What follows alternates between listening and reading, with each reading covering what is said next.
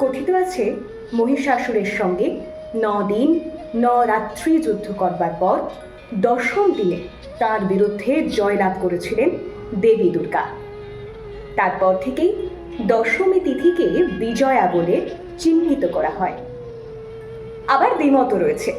শ্রীচণ্ডীর কাহিনী অনুসারে দেবী আবির্ভূত হন আশ্বিন মাসের কৃষ্ণা চতুর্দশী তিথিতে, আর মহিষাসুরকে বধ করেন শুক্লা দশমীতে। নারী শক্তির বিজয় হিসেবে সেই দশমী তিথিকেই বিজয়া বলা হয়। পৌরাণিক কাহিনী অনুসারে আবার এই দশমী তিথিতেই উমার কৈলাসে ফেরার পালা।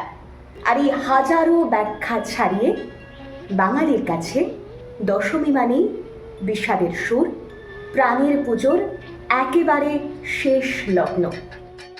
সিঁদুর খেলা, মিষ্টি মুখে উমাকে বিদায়, আবারও একটা বছরের অপেক্ষা।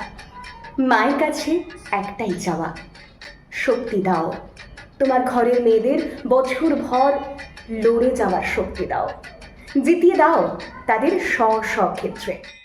শুভ বিজয়া সকলকে, বড়দের প্রণাম।